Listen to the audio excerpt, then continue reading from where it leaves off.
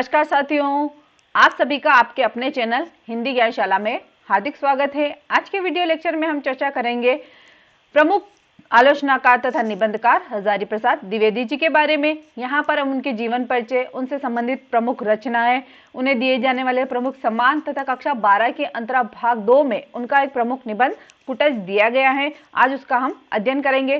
तो चलिए बिना देरी किए सबसे पहले स्टार्ट करते हैं उनके जीवन परिचय से। हजारी प्रसाद द्विवेदी जी का जन्म 1907 ईस्वी में हुआ था तथा उनका निधन 1979 ईस्वी में हुआ था। हजारी प्रसाद द्विवेदी जी का जन्म गांव आतर दुबे का छपरा, जिला बलिया, उत्तर प्रदेश में हुआ था। संस्कृत महाविद्यालय काशी से शास्त्रीय परीक्षा उत्तीर्ण करने के बाद उन्होंने 1930 में काशी हिंदू विश्वविद्यालय से ज्योतिषाचार्य की जो उपाधि है वो प्राप्त की। इसके पश्चात वे शांति निकेतन चले गए। 1940 से 1950 के 10 वर्ष की मध्य अवधि तक वे हिंदी भवन और शांति निकेतन के निदेशक रहे। वहां उन्हें गुरु रविंद्रनाथ टैगोर और आचार्य क्षिति मोहन सेन का सानिध्य प्राप्त हुआ। 1950 में वे वाराणसी वापस आ गए तथा काशी हिंदू विश्वविद्यालय में हिंदी विभाग के वे अध्यक्ष बने। 1952 से लेकर 1953 में वे काशी नागरी प्रचारणी सभा के अध्यक्ष रहे हैं तथा 1955 में वे प्रथम राजभाषा आयोग के सदस्य के राष्ट्रपति द्वारा नॉमिनी के रूप में नियुक्त हुए तथा 1960 से लेकर 67 तक पंजाब विश्वविद्यालय चंडीगढ़ के में वे हिंदी के विभाग का जो अध्यक्ष है उसके पद पे उन्होंने कार्य किया तथा 1967 में काशी हिंदू विश्वविद्यालय के रेक्टर नियुक्त हुए तथा यहाँ से अवकाश ग्रहण करने के पश्चात वे भारत सरकार की अनेक हिंदी विषयक जो योजनाएं थी उनमें उन्होंने अपना योगदान दिया तथा जीवन के अंतिम वर्ष जो दिन है उनमें उन्होंने उत्तर प्रदेश हिंदी संस्थान के कार्यकारी ये अध्यक्ष थे। इनकी जो पुस्तक है प्रमुख निबंध संग्रह आलोक पर्व, उस पर इन्हें हिंदी साहित्य अकादमी पुरस्कार से नवाजा गया। लखनऊ विश्वविद्यालय से इन्हें डी.लिट की उपाधि भी प्राप्त हुई तथा भारत सरकार ने पद्म भूषण अलंकरण से इन्हें विभूषित किया गया। द्विवेदी जी का जो अध्ययन है उसका क्षेत्र काफी व्यापक माना जाता है। उन्होंने संस्कृत, पाली, अपभ्रंश, बांग्ला आदि भाषाओं तथा इतिहास, दर्शन, संस्कृति, धर्म आदि विषयों पर भी इनकी विशेष गति और पकड़ थी। यानी कि वे इतनी भाषाओं को जानने और इसके अलावा जो इतिहास, दर्शन आदि जो क्षेत्र हैं इसमें भी पारंगतता रखते थे। इसी कारण उनकी रचनाओं में भारतीय संस्कृति की गहरी पेट और विषय वैविध्य के दर्शन हमें देखने को मिलते हैं। वे परंपरा के साथ आधुनिक प्रगतिशील मूल्यों के समन्वय के रूप में विश्वास करते थे और उसी को लेकर वे अपनी रचनाओं में चलते थे। द्विवेदी जी की रचना जो भाषा है वो सरल और प्रांजल्य है। व्यक्तित्व की व्यंजकता और आत्मपरकता उनकी शैली की विशेषता प्रमुख मानी जाती है। व्यंग्य शैली का उपयोग उनके निबंधों पर पांडित्य बोझ के को हावी होने से बचाता है। भाषा शैली की दृष्टि से उन्होंने हिंदी की गद्य शैली को एक नया रूप देने का प्रयास भी किया है और दिया भी है। अब यहाँ पर उनकी प्रमुख रचनाएं जो दी गई हैं वो बहुत, अब मैं आपसे कहूंगी कि यहाँ पर जो ये इनकी रचनाएं हैं अक्सर करके एग्जामिनर जो होता है वो इन रचनाओं को पूछता ही है।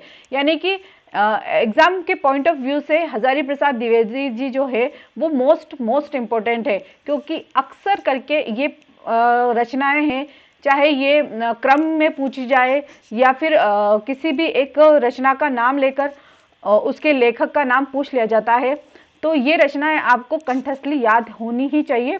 जिसमें से जो इनका निबंध संकलन जो है अशोक के फूल, विचार और वितर्क, कल्पलता, कुटज, आलोक पर्व, ये इनके क्या है निबंध संकलन है। चारू चंद्र लेख, बाण भट्ट की आत्मकथा, पुनर्वा, अनाम दास का पोथा, ये इनके क्या है उपन्यास है। तो उपन्यास कौन कौन से हैं? चारू चंद्र लेख, बाण भट्ट की आत्मकथा, पुनर्वा, अनाम दास का पोथा। सुर साहित्य, कबीर, हिंदी साहित्य की भूमिका, ये जो है हिंदी साहित्य की भूमिका रचना इनकी आलोचनात्मक ग्रंथ है। ये महत्वपूर्ण है, इसीलिए इसको तो आप अच्छे से याद कर ही लीजिएगा। कालिदास की लालित्य योजना, ये इनके आलोचनात्मक ग्रंथ हैं। इनकी रचनाएं जो सभी हैं वो हजारी प्रसाद ग्रंथावली के नाम से 11 खंडों में संकलित की गई हैं। अब जो हमारा निबंध है कुटज, उसके बारे में यहाँ पर संक्षिप्त में दिया गया है कि कुटज जो निबंध लिखा गया उसका सार क्या है।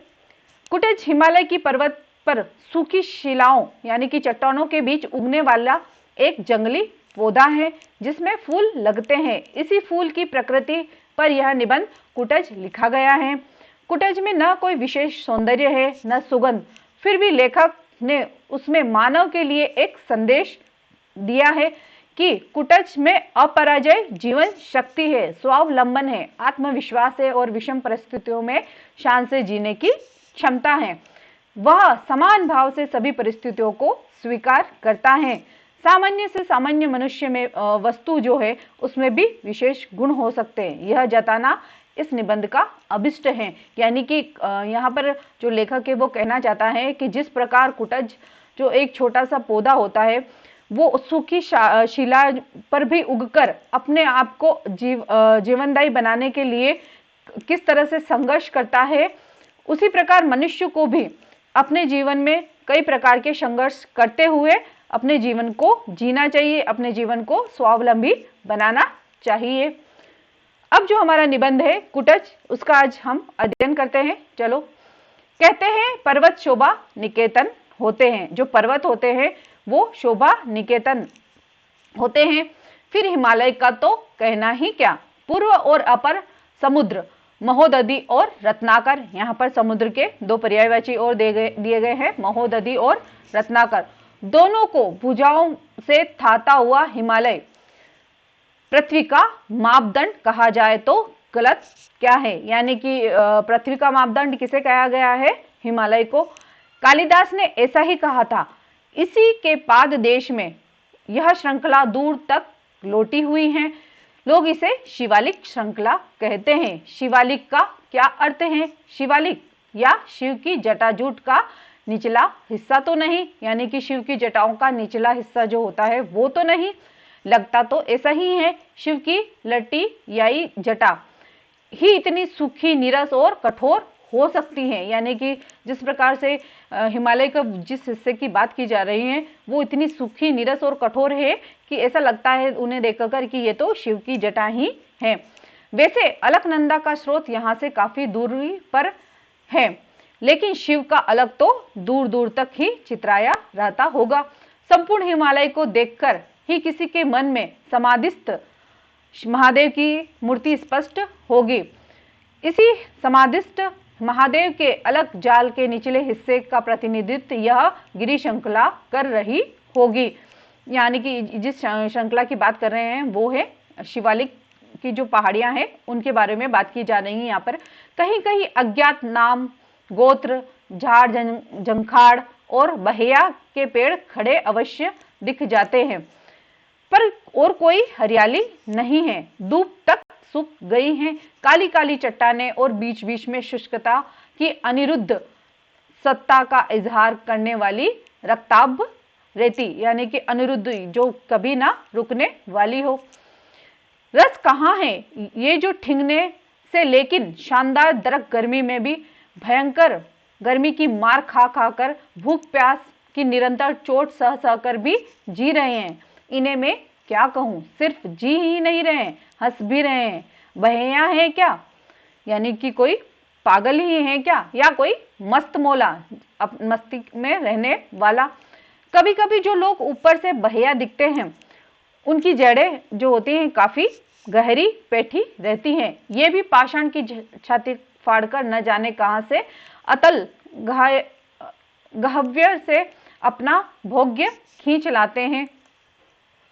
शिवालिक की सूखी नीरस पहाड़ियों पर मुस्कुराते ये वृक्ष द्वंद्वातीत हैं, अल मस्त हैं।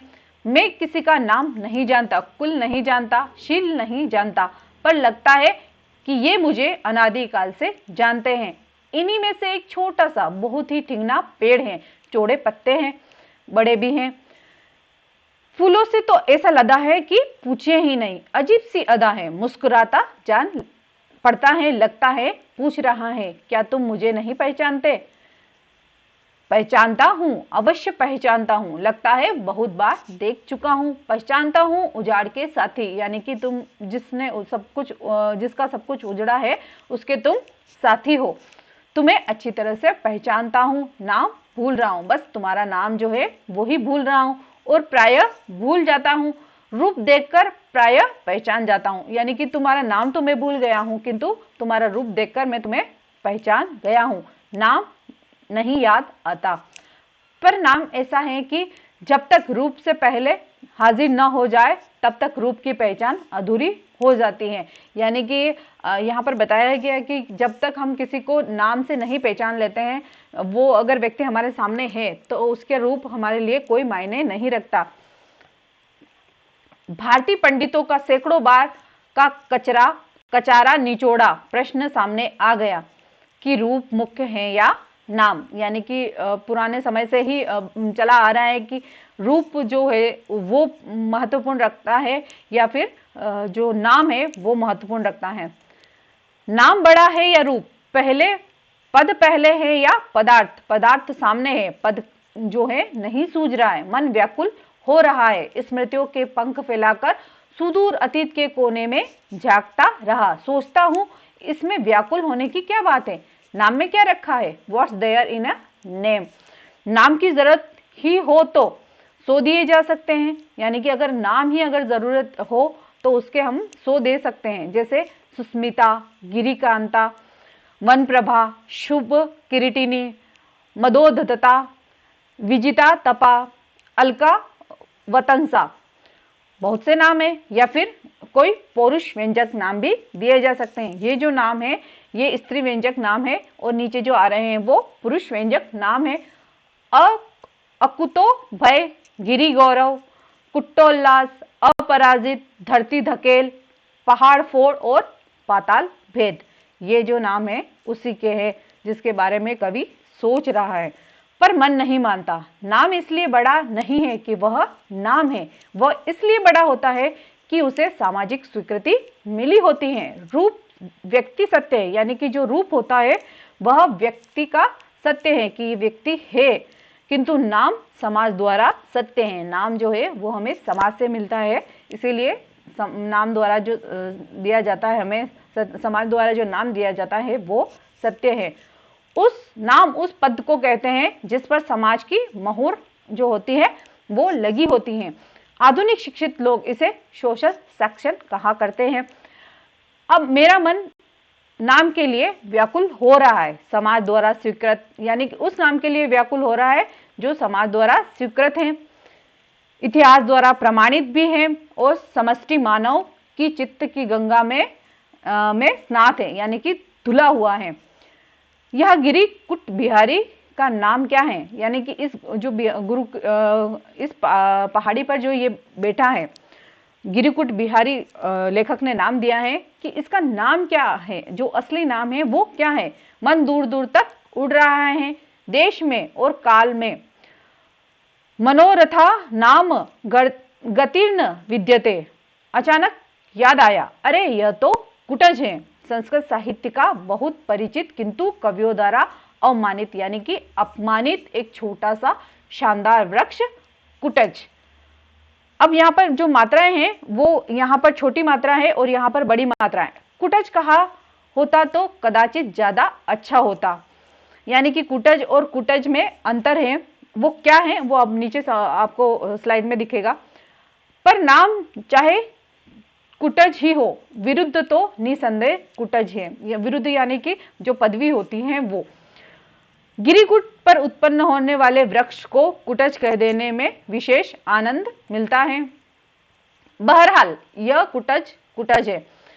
मनोहर कुसुम स्तबकों से जबराया, स्तबक यानी कि फूलों के गुच्छों से भरा हुआ, उल्लास से भरा हुआ चारु स्मित कुटज जी भराया। कालिदास ने ये लाइन कही है कि आषाढ़स्य प्रथम दिवसे, आषाढ़ के प्रथम दिवस में रामगिरी पर यक्ष को जब मेघ की अभ्यर्थना के लिए नियोजित किया गया तो कंबकत को ताजे कुटज पुष्पों की अंजलि देकर ही संतोष करना पड़ा। वहां पर चंपक नहीं था, बकुल नहीं था, नीलोत्पल यानी कि कमल भी नहीं था, मल्लिका के फूल नहीं थे, अरविंद नहीं था, फकत एकमात्र कुटज का फूल ही मिला। यह और बात है कि आषाढ़ का दिन आज नहीं है, जुलाई का पहला दिन है, मगर फर्क भी इतना है, बार बार मन विश्वास करने को उतारू हो जाता है कि यक्ष बहाना मात्र है। कालिदास ही कभी शापने स्तंग मति महिमा, ये इनका जो ग्रंथ है कालिदास जी का, उसमें होकर रामगिरी पहुंचे थे। अपने ही हाथों से इस कुटज पुष्प का अर्घ देकर उन्होंने मेघ की अभ्यर्थना की थी। शिवालिक की इस अनच्युत्य पर्वत श्रृंखला की भांति रामगिरी पर भी उस समय और कोई फूल न मिला होगा। कुटज ने उनके संतृप्त चित्त को सहारा दिया होगा, यानी कि जो दुखी मन था उसको सहारा दिया। बड़भागी फूल है यह, धन्य हो कुटज तुम गाड़े के साथी हो। उत्तर की ओर सिर उठाकर देखता हूं, सुदूर तक काली पर्वत श्रृंखलाएं छाई हुई हैं और एकाध सफेद बादल के बच्चे उससे लिपटे खेल रहे हैं। यानी कि इस निबंध में मानव का जो प्रकृति है उसका मानवीकरण किया गया है। मैं भी इन पुष्पों का अर्घ उन्हें चढ़ा दूं, पर काहे वास्ते, लेकिन बुरा ही क्या है। कुटज की ये सुंदर फूल बहुत बुरे तो नहीं है, लेकिन कालिदास के काम आया हो और उसे इज्जत ज्यादा मिलनी चाहिए, पर मिली कम। पर इज्जत नसीब की ही तो बात है।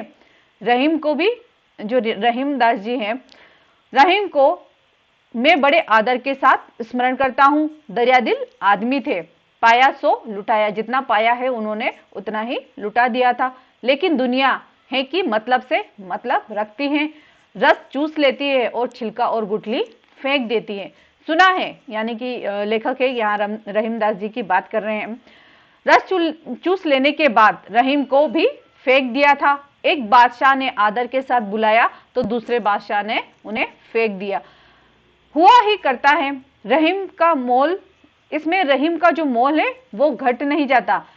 उनका फकड़ाना मस्ती कहीं नहीं गई, यानी कि उनकी जो थे वे रहीमदास जी, उनकी मस्ती जो थी वो कहीं नहीं गई। न उन्हें आदर से कोई लेना था, न ही तिरस्कार से। अच्छे भले कद्रदान थे बड़े लोग, लेकिन बड़े लोगों का भी कभी कभी ऐसी वितृष्णा सवार हो जाती है कि गलती कर बैठते हैं। मन खराब रहा होगा, लोगों की बेरुखी और बेकदरदानी से मुरझा गए होंगे। ऐसी ही मनस्थिति में उन्होंने बेचारे कुटज को एक चपत लगा दी। झुंझलाए थे और कह दिया, यहाँ पर रहीम का दोहा आया हुआ है, वे रहीम अब बिरछ कह, जिनकर छाह गंभीर, आंगन बीच बीच देखियत, सेहुड़ कुटज करीर। गोया कुटज अदना सा बिरछ हो, छाह ही क्या बड़ी बात है, फूल क्या कुछ भी नहीं। छाया के लिए ही न सही, फूल के लिए तो सम्मान होना ही चाहिए। मगर कभी कभी कवियों का भी मूड खराब हो जाया करता है, वे भी गलत बयानी के शिकार हो जाया करते हैं। फिर बागों से गिरिकुट बिहारी का ही क्या तुके, यानी कि अगर रहीमदास जी ने जो बाग के जो बगीचे की तुलना गिरिकुट बिहारी यानी कि कुटज से की है। यहाँ पर कुटज अर्थात कुट से पैदा हुआ हो। कुट घड़े को भी कहते हैं, घर को भी कहते हैं, यानी कि कुट के दो अर्थ होते हैं, एक तो घड़ा, दूसरा है घर। कुट का अर्थ होता है घड़े से उत्पन्न होने के कारण। प्रतापी अगस्त मुनि भी कुटज कहे जाते हैं। घड़े से तो क्या उत्पन्न हुए होंगे और कोई बात होगी। संस्कृत में कुटी हारिका और कुटिकारिका दासी के लिए प्रयुक्त होता है। क्या कहते हैं, कुटिया या कुटीर शब्द भी कदाचित इस शब्द से संबंधित है। क्या इस शब्द का अर्थ घर ही है। घर में कामकाज करने वाली दासी कुटिकारिका और कुटिहारिका कही जा सकती हैं, यानी कि जो हमारे घर में काम करती हैं उस समय जब राजा महाराजाओं के समय में, तो कुटिकाहारिका और कुटिकाकारिका दासी के लिए ये शब्द काम में लिए जाते थे। एक जरा सा गलत ढंग से दासी कुटिनी भी कही जा सकती है। संस्कृत में उसकी गलतियों को थोड़ा अधिक मुखर बनाने के लिए कुट्टिनी कह दिया गया है। अगस्त मुनि भी नारद जी की तरह दासी के पुत्र थे क्या? मतलब अब यहाँ प्रश्न पूछ रहे हैं कि उन्हें कुटज कहा गया है अगस्त मुनि को, तो क्या वे दासी के पुत्र थे? घड़े में पैदा होने का तो कोई तुक ही नहीं, यानी कि ऐसा कोई प्रमाण नहीं है कि वो घड़े से ही पैदा हुए हों। न मुनि अगस्त के सिलसिले में, न फूल कुटज के। फूल गमले में अवश्य होते हैं, पर कुटज तो जंगल का सैलानी है, यानी कि गमले में की शोभा नहीं है, उसे घड़े या गमले से क्या लेना देना। शब्द है, विचारों तक जो है वो अवश्य है। कहाँ से आया, मुझे तो इसी में भी संदेह है कि यह आर्य भाषा का शब्द है भी या नहीं, यानी कि ये शब्द जो है कहीं से आर्य भाषा से तो नहीं लिया गया, और उसमें भी मुझे अब शंका सी महसूस होती है। एक भाषा शास्त्री किसी संस्कृत शब्द को एक से अधिक रूप में प्रचलित पाते थे तो तुरंत उसकी कुलीनता पर शक कर बैठते थे। संस्कृत में कुटज रूप भी मिलता है और कुटज भी मिलने को तो कुटज भी मिल जाता है, तो यह शब्द किस जाति का है? आर्य जाति का तो नहीं जान पड़ता। सिल्वा लेवी कह गए हैं कि संस्कृत भाषा में फूलों, वृक्षों, खेत बागबानी के अधिकांश जो शब्द है वो आग्नेय भाषा परिवार के हैं। यह भी वही का तो नहीं है, यानी कि जो आग्नेय परिवार का है, कहीं कुटज जो शब्द है वो भी आग्नेय परिवार का तो नहीं है। एक जमाना था जब ऑस्ट्रेलिया और एशिया के महाद्वीप मिले हुए थे, फिर कोई भयंकर विस्फोट, प्राकृतिक विस्फोट हुआ और वे दोनों अलग हो गए। 19वीं शताब्दी के भाषा वैज्ञानिक पंडितों को यह देखकर आश्चर्य हुआ कि ऑस्ट्रेलिया से सुदूर जंगल में बसी जातियों की भाषा एशिया में बसी कुछ जातियों की भाषा से इतनी मिलती जुलती है। भाषा में भी भारत में भी अनेक जातियां वह भाषा बोलती हैं, जिसमें संथाल और मुंडा आदि शामिल है, यानी कि संथाल और मुंडा जो जाति है वो ऑस्ट्रेलिया के सुदूर जंगलों में जो रहती है वो भी वही भाषा बोलती है जो हमारे भारत में संथाल और मुंडा जनजाति बोलती है।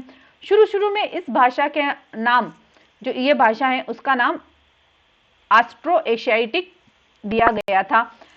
दक्षिण पूर्व और आग्नेय कोण की भाषा होने के कारण इसे आग्नेय परिवार की भाषा कहा जाने लगा।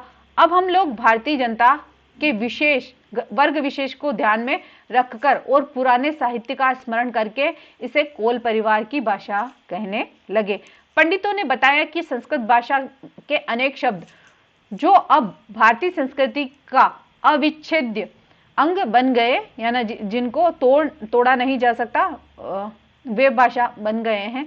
इसी श्रेणी के भाषा हैं कमल, कड्डुमल, कंबू, कंबल, तामुल आदि ही ऐसे शब्द ही बताए जाते हैं।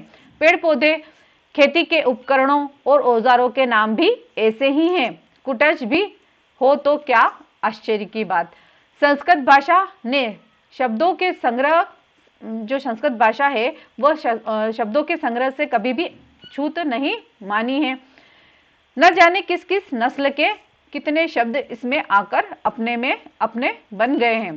पंडित लोग इसकी छानबीन करके हैरान होते हैं। संस्कृत जो है एक सर्वग्रासी भाषा मानी जाती है। यह जो मेरे सामने कुटज का लहराता पौधा है वह नाम और रूप दोनों ही में अपनी अपराजय जीवन शक्ति की घोषणा कर रहा है, इसलिए यह इतना आकर्षक है। नाम है कि हजारों वर्षों से जीता चला आ रहा है।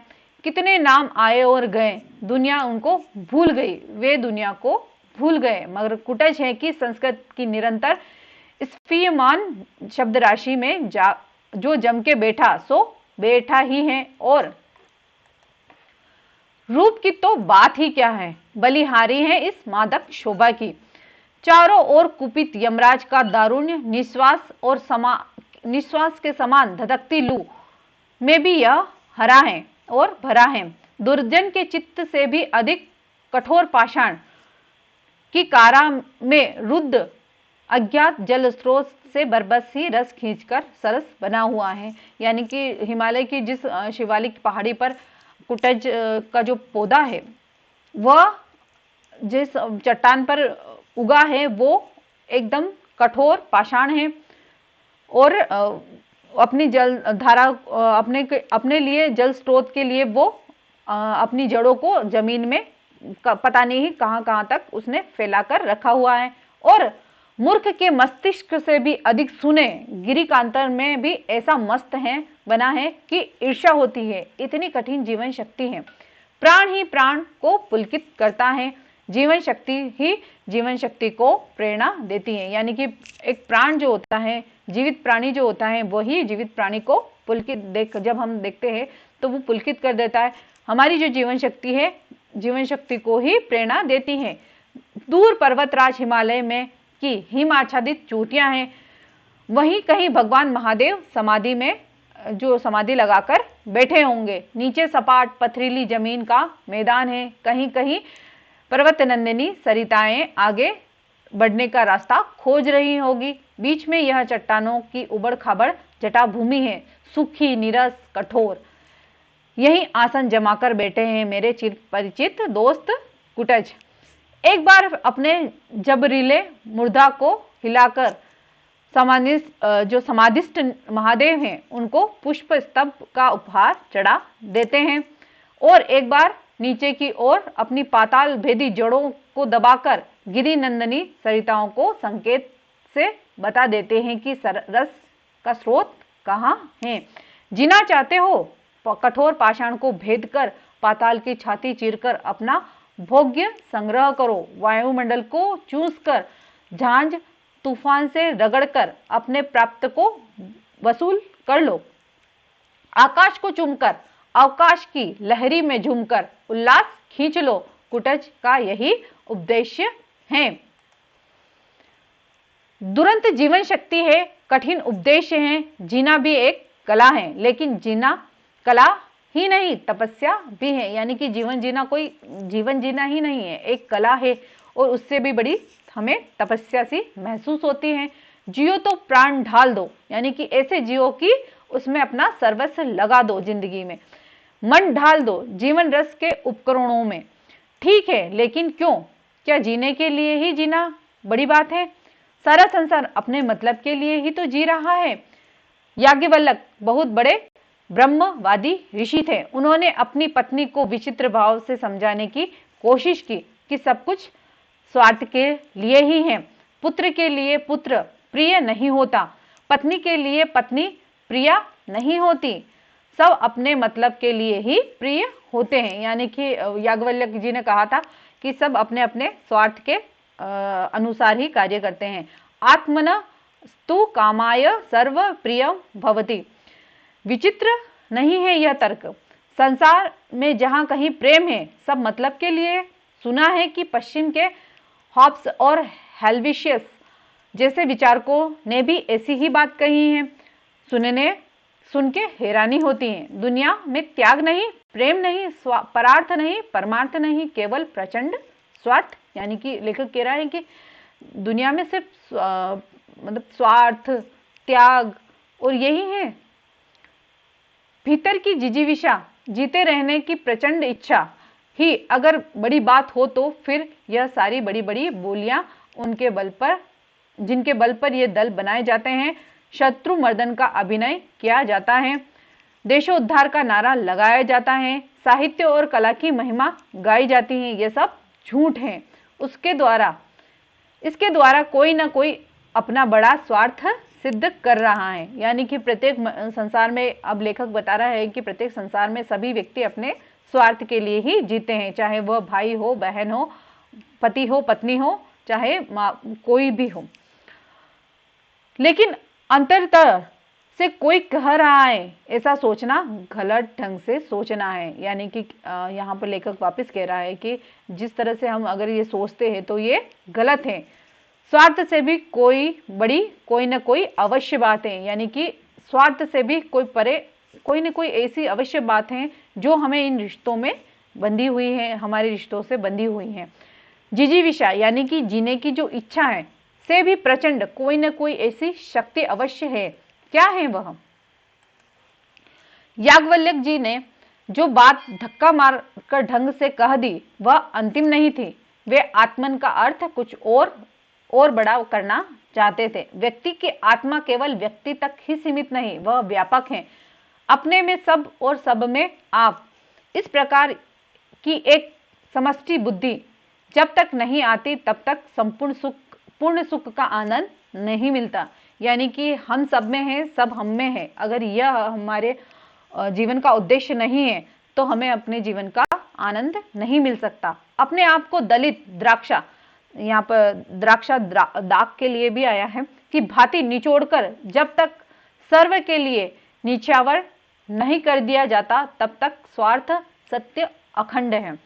वह मोह को बढ़ावा देता है, तृष्णा को उत्पन्न करता है और मनुष्य को दयनीय कृपण बना देता है। कार्पण्य दोष से जिसका स्वभाव अपहृत हो जाता है उसकी दृष्टि मलान यानी कि गंदी हो जाती है। यह स्पष्ट नहीं देख पाता है, वह माफ कीजिएगा, स्वार्थ नहीं समझ पाता, परमार्थ तो दूर की बात है। कुटज क्या केवल जी रहा है? वह दूसरों के द्वार पर भीख मांगने नहीं जाता, कोई निकट आ गया तो भय के मारे अधमरा नहीं हो जाता, नीति और धर्म के उपदेश नहीं देता फिरता, अपनी उन्नति के लिए अफसरों के जूते नहीं चाटता फिरता, दूसरों को अवमानित यानी कि अपमानित करने के लिए ग्रहों की खुशामद नहीं करता, आत्म उन्नति हेतु नीलम धारण नहीं करता यानी कि खुद की उन्नति के लिए नीलम जो पत्थर है उसको धारण नहीं करता, अंगूठियों की लड़ी नहीं पहनता, दांत नहीं निपोड़ता, बगले नहीं जागता, जीता है और शान से जीता है। काहे वास्ते, किस उद्देश्य से, कोई नहीं जानता कि जो कुटज है इतनी विपरीत परिस्थितियों में क्यों जी रहा है, ये कोई नहीं जानता। मगर बहुत बड़ी बात है, स्वार्थ के दायरे की बात है। भीष्म पितामह के भांति अवधूत की भाषा में कह रहा है, चाहे सुख हो या दुख, प्रिय हो या अप्रिय, जो मिल जाए उसे शान के साथ हृदय से बिल्कुल अपराजित सो उल्लास ग्रहण करो, हार मत मानो। सुख वा यदि वा दुख प्रियम वा यदि वा प्रियम प्राप्तम प्राप्तमु पासित हृदयना अपराजित। कितना विशाल वह हृदय होगा जो सुख से, दुख से, प्रिय से, अप्रिय से विचलित न होता होगा। कुटज को देखकर रोमांच हो जाता है, आनंद की जो अनुभूति है उसे रोमांच कहा जाता है। कहां से मिली है यह अकुतो भया वृत्ति, अपराजित स्वभाव, अविचल जीवन दृष्टि? जो समझता है कि वह दूसरों पर उपकार कर रहा है वह अबोध है यानी कि अज्ञानी है। जो समझता है कि वह दूसरे उसका अपकार कर रहे हैं यानी कि उसकी जो है अपमान कर रहे हैं वह बुद्धिहीन है। कौन किसका उपकार करता है और कौन किसका अपकार कर रहा है? मनुष्य जी रहा है, केवल जी रहा है, अपनी इच्छा से नहीं, इतिहास विधाता की योजना के अनुसार। यानी कि मनुष्य, यहाँ पर लेखक कह रहा है कि यहाँ पर मनुष्य जो कुछ भी कर रहा है वो अपने अनुसार नहीं कर रहा है, उस इतिहास विधाता यानी उस परम शक्ति के योजना के अनुसार ही कर रहा है सब कुछ। किसी को उससे सुख मिल जाए तो बहुत अच्छी बात है, नहीं मिल सका तो कोई बात नहीं, परंतु उसे अभिमान नहीं होना चाहिए। सुख पहुंचाने का अभिमान यदि गलत है तो दुख पहुंचाने का अभिमान तो नितरा गलत है यानी कि सरासर ही गलत है। दुख और सुख तो मन के विकल्प हैं। सुखी वही है जिसका मन वश में है, जिसने अपने मन को वश में कर लिया वही सुखी व्यक्ति है, और दुखी वह है जिसका मन परवश में है यानी कि दूसरों के वश में है। दूसरों को देखकर ही जलना यानी कि दूसरों की गतिविधियों को ही देख कर वह अगर जलता है तो वह दुखी है। परवश होने का अर्थ होता है खुशामद करना, दांते निपोड़ना, चाटुकारिता करना, हाँ हजूरी करना। जिसका कि मन वश में नहीं वह दूसरे के मन का छदावर्तन करता है यानी कि उसके मन को अपने अंदर समाने की कोशिश करता है, मन को छिपाने के लिए मिथ्या आडंबर रचता है, दूसरों को फंसाने के लिए जाल बिछाता है। कुटज इन सभी मिथ्याचारों से मुक्त हैं, वह वशी है, विरागी है, राजा जनक की तरह। यानी कि कुटज की उपमा राजा जनक से दी गई है, जो संसार में रहकर संपूर्ण भोगों को भोग कर भी उनसे मुक्त थे। जनक की ही भांति वह यानी कि कुटज घोषणा करता है कि मैं स्वार्थ के लिए अपने को सदा दूसरों के मन में नहीं घुसाता फिरता, इसलिए मैं मन को जीत सकता हूं, उसे वश में कर सकता हूं। नाहम आत्मार्थः मिच्छामि नित्यं मनोऽन्तरे मनो में निर्जम तम स्मात् वशे तदिष्ठति सर्वदा। कुटज अपने मन की सवारी करता है, यानी कि अपने मन के ही बस में रहता है। वह मन को अपने अंदर सवारी करने नहीं देता। मनस्वी मित्र तुम धन्य हो। अब यहाँ पर कुछ जो हमारे निबंध है उसके शब्दार्थ दिए गए हैं। अनिरुद्ध यानी कि भीतरी रुकावट, गह्वर गहरा गड्ढा, द्वंद्वातीत द्वंद्व से परे, युद्ध से हटकर, लड़ाई झगड़े से दूर,